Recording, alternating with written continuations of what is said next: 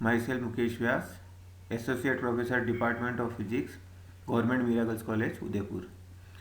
यह video BSc second year physics के students के लिए है। यह टॉपिक पेपर 3 इलेक्ट्रॉनिक्स के यूनिट 4 में से लिया गया है, डिजिटल इलेक्ट्रॉनिक्स, और ये इसका पार्ट 5 है। कार्नो मैप, कार्नो नक्शा क्या होता है? यानी बूलियन एक्सप्रेशन जो होते हैं, बूली व्यंजक, उसको एक तो बूलियन एल्जेब्रा का उपयोग करके हम सिंप्लीफाई करते हैं, बूलियन बीजगणित का उपयोग करके उसका सरलीकरण करते हैं। तो कार्नो मैप भी उसका सरलीकरण की एक विधि है। It is an efficient way to reduce Boolean expression without using the laws of Boolean algebra, यानी बूलियन बीजगणित के जो नियम का उपयोग किए बिना उसको रिड्यूस सिंप्लीफाई करने के एक अच्छा तरीका है। ये Karnaugh map shows the fundamental products needed to produce the outputs one for corresponding input conditions.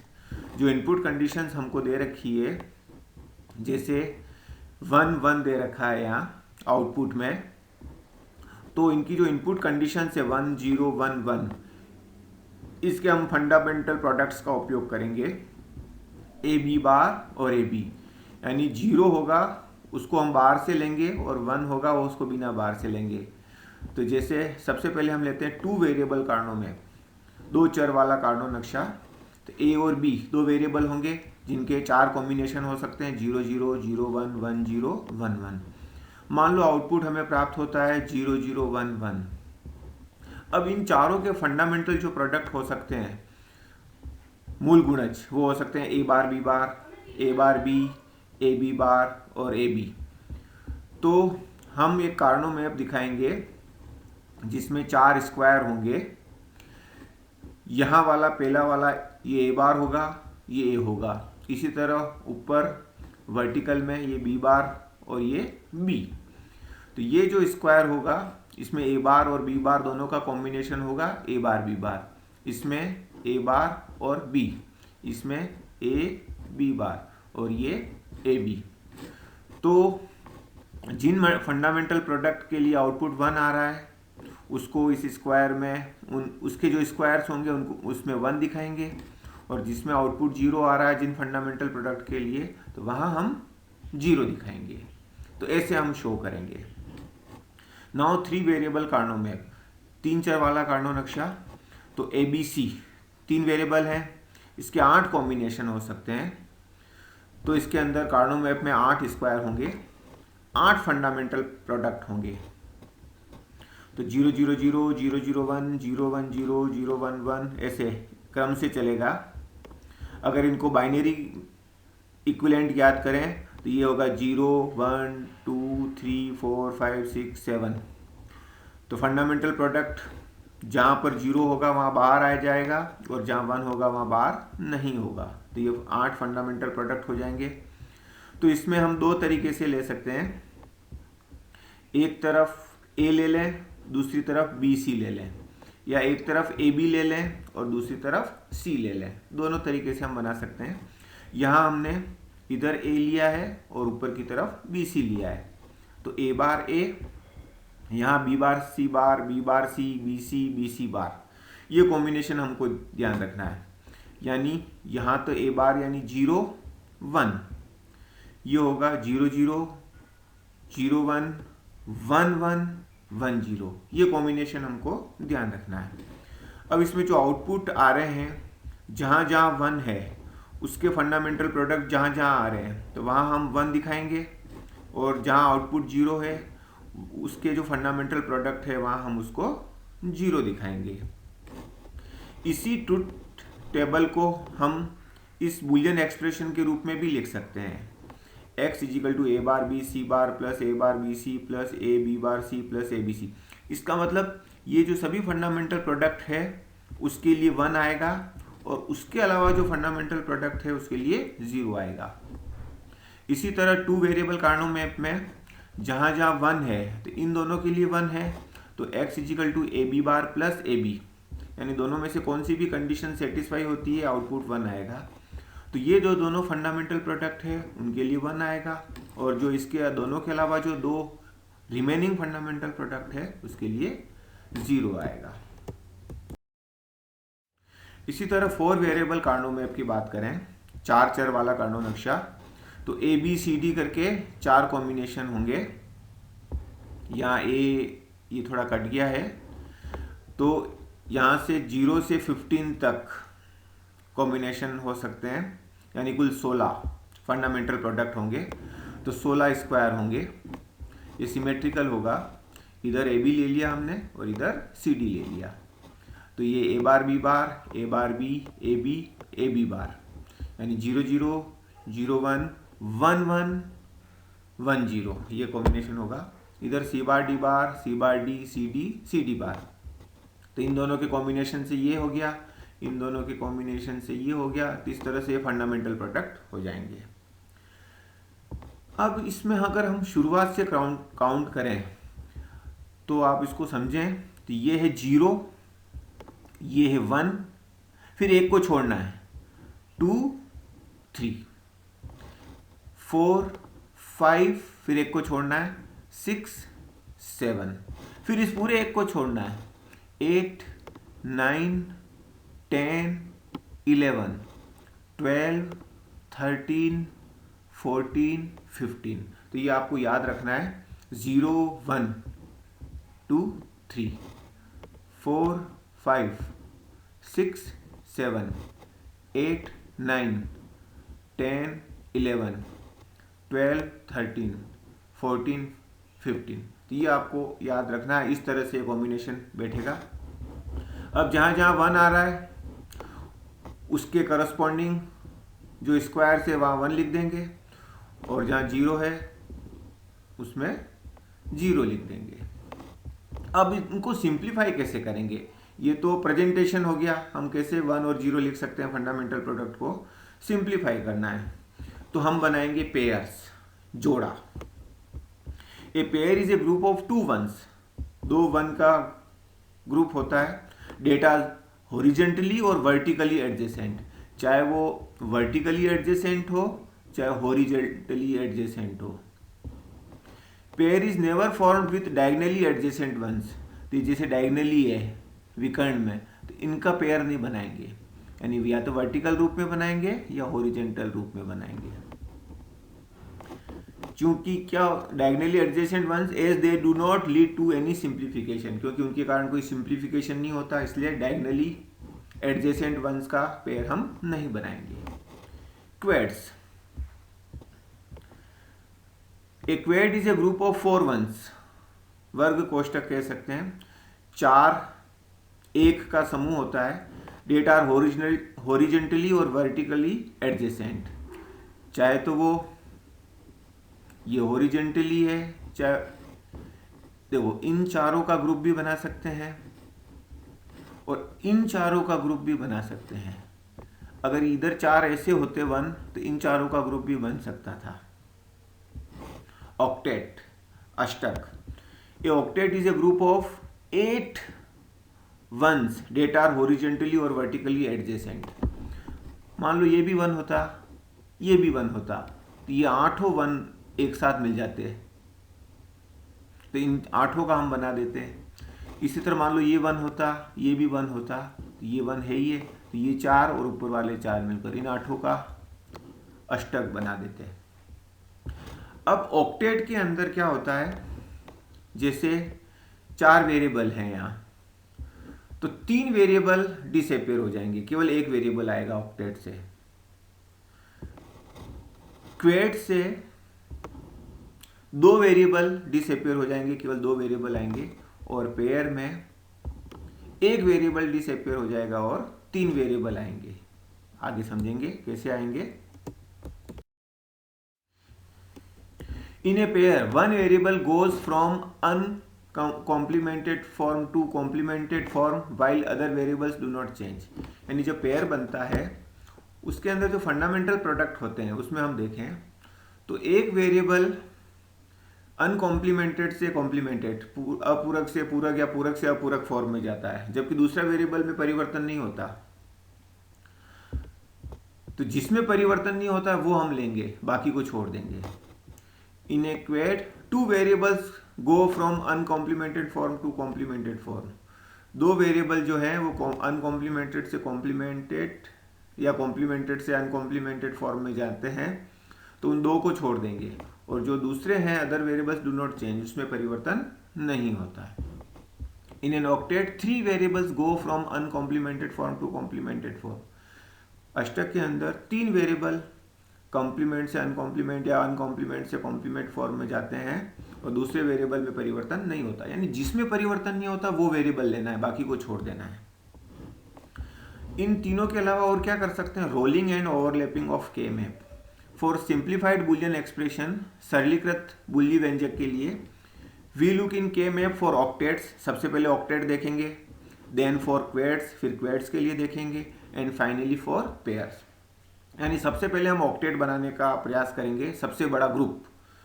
अगर वो नहीं बन पाता है तो क्वेड बनाने का प्रयास करेंगे, और फिर पेयर जरूरत पड़ी तो, एंड एन सर्कल देम, और उनको एन सर्कल कर देंगे। जैसे इन 3 एग्जाम्पल में हमने बताया हुआ है कि हम 8 का अष्टक बना सकते हैं ऑक्टेट, तो ऑक्टेट बनाएंगे। ऐसा नहीं कि इन चारों का हम क्वेड बना दें या इन दोनों का पेयर बना दें, इन दोनों का पेयर बना दें। तो सबसे पहले बड़ा ग्रुप जो बन सकता है वो बनाएंगे। इसमें बड़ा ग्रुप बन सकता है ये क्वेड वर्ग कोष्ठक, और इन दोनों का पेयर बन सकता है। इसी तरह इसमें इन चारों का क्वेड बन सकता है वर्ग कोष्ठक, और उन दोनों का पेयर बन सकता है। इस एग्जाम्पल में देखें, रोलिंग एंड ओवरलैपिंग, यानी if possible roll and overlap to get the largest group. Roll करो और ओवरलैप करो, यानी यहां हम देखें 1 2 3 4 5 6 7 8, सबसे बड़ा ग्रुप ये बनेगा। अब इन दोनों का हम पेयर बना सकते हैं, लेकिन इन दोनों को हम इन दोनों के साथ लें, यानी ओवरलैपिंग करें इन दोनों वन की, तो हम ये क्वेड बनाएंगे। क्वेड बनाने से ये ज़्यादा सिंप्लीफाई होगा। इसी तरह यहाँ ये वन अकेला बच गया, अब ये वन तो इसके साथ आ गया, लेकिन इस वन को हम इसके साथ पेयर बना सकते हैं। तो हम ओवरलैपिंग कर रहे हैं, इस वन की भी ओवरलैपिंग कर रहे हैं, और इस दोनों वन की भी हम ओवरलैपिंग कर रहे हैं। इसी तरह यहाँ देखें, ये वाला कोना हम इससे मिला सकते हैं, ये वाला ऊपर वाला कोना हम नीचे वाले से मिला सकते हैं। तो ये चारों का हमने क्वेड बना दिया, इसी तरह यहाँ चारों का भी क्वेड बना दिया। अब ये वन बच गया, तो इस वन का हम इसके साथ पेयर बना सकते हैं, लेकिन ये वन और ये वन और इधर वाले कॉर्नर वाले ये वन और ये वन चारों मिलकर वापस क्वेड बन जाएगा। तो हमने पेयर बनाने की बजाय क्वेड बनाया। इसी तरह ये वन बच गया, इसका कॉम्बिनेशन हम इसके साथ कर सकते हैं। इसका अगर रोल करें इसको यहाँ से और इसको दोनों को मिलाएं, तो ये वन दोनों पेयर बन गए। तो इस तरह से रोलिंग और ओवरलैपिंग भी कर सकते हैं। अब यहां हम देखें, एक एग्जाम्पल के तौर पर हम देखें, ये एक कार्नो मैप है जहां दे रखा है x is equal to A bar B plus C D A B C bar D bar A B C bar D, ये हमको दे रखा है। ये फंडामेंटल प्रोडक्ट हैं 1 2 3 4 5 6 7 8। तो इसका मतलब इन सभी के लिए x का मान क्या होगा? 1 होगा। तो कार्नो मैप बनाएंगे, इधर ये ले लेंगे A bar B bar B A B bar, इधर C bar D C D बार।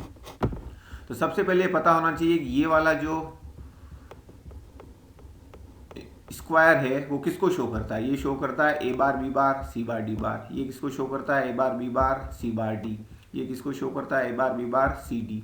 तो उस हिसाब से जहां जहां फंडामेंटल प्रोडक्ट इसके करस्पॉन्डिंग आ रहे हैं वहां 1 लिख देंगे, और जो फंडामेंटल प्रोडक्ट इसके अंदर नहीं है उसको 0 लिख देंगे। ये क्वेश्चन इस तरह से भी हो सकता है, इजिकल टू सिग्मा, जो हम आगे पढ़ेंगे, मीन टर्म्स 7 9 10 11 12 13 14 15। यानी इसके अंदर ये देखो 1 1 1 1 यानी 15, ये 15 को शो करता है। इसी तरह 3 1 होंगे और एक 0 होंगे तो वो 14 होगा। ये देखो 1 1 1 0, क्योंकि बार वाला 0 होता है तो 1 1 1 0 क्या होता है 14। तो इस तरह इसमें एक 7 है, 9 है, 10 है, 11 12 और उन सबका क्या है सम या सिग्मा। तो इस तरह से भी क्वेश्चन आ सकता है दोनों, या एक ट्रूथ टेबल भी आ सकती है और हमें इस प्रकार इनको दिखाना होगा। अब इसमें क्या क्या ग्रुप बन सकते हैं हम देखें तो इन चारों का बन सकता है, इसी तरह इन चारों का बन सकता है, इसी तरह ये 1 इन चारों के साथ भी आएगा और ये 1 इसके साथ आएगा pair. Standard representation for logical functions.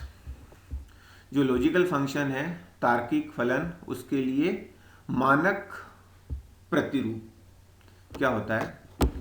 Any arbitrary logic function can be expressed in the following forms.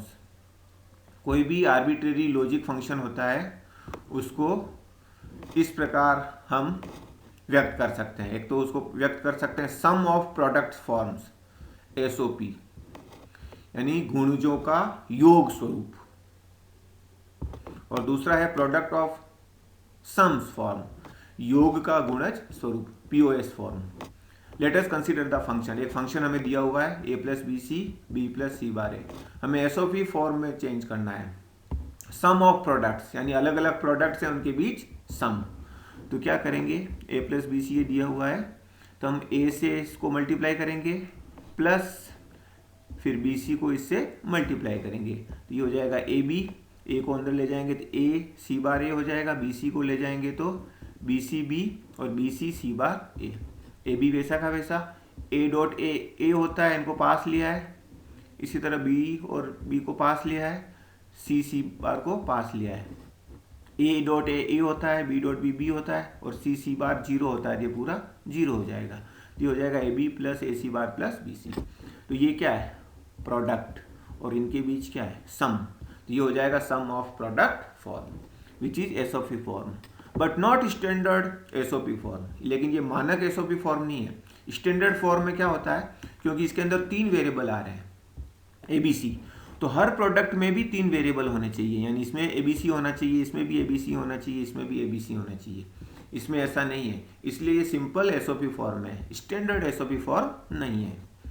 Equation 2 can be realise by using 3 AND gates. अब इसको बनाना है, डायग्राम बनाना है, लॉजिकल डायग्राम, तो 3 एंड गेट का उपयोग कर सकते हैं। इसमें एंड गेट, इसमें एंड गेट और इसमें एंड गेट, फिर एंड फाइनली 1 और गेट, और इन तीनों के बीच और है तो 3 इनपुट और गेट का उपयोग करेंगे। But we can put equation 2 in such a form that only 1 type of gate namely NAND is used. यानी हम इसको ऐसे रूप में कन्वर्ट करें कि केवल एक तरह का गेट ही काम में ले सकते हैं, नैंड गेट।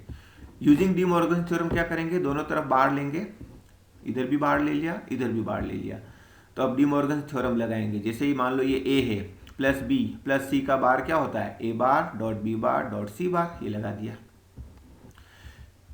फिर ये बार वापस एक एक बार और बार लगाएंगे, तो यहाँ डबल बार तो हट जाएगा, यहाँ वापस बार लग जाएगा, तो ये हो जाएगा। इसको मान लो y1 कह दिया, ये y2 कह दिया, ये y3 कह दिया, तो y1 ये हो गया ए बी बार, y2 हो गया ए सी बार का बार और y3 हो गया बी सा का बार। तो ये एक नैंड गेट है, ये एक नैंड गेट है, ये एक नैंड गेट है, फिर इन दोनों के बाद डॉट डॉट के बाद वापस बाहर है, तो फिर एक और नैंड गेट है। तो 4 नैंड गेट का उपयोग करेंगे। ये 2 इनपुट है, ये 2 इनपुट है, ये 2 इनपुट है, और चौथा जो होगा वो 3 इनपुट नैंड गेट होगा। तो ये हमने 3 नैंड गेट, तीनों से जो आउटपुट आया उसके आगे एक नैंड गेट लगा दिया। तो नैंड गेट के उपयोग से हम इसको रियलाइज कर सकते हैं, इसको बना सकते हैं।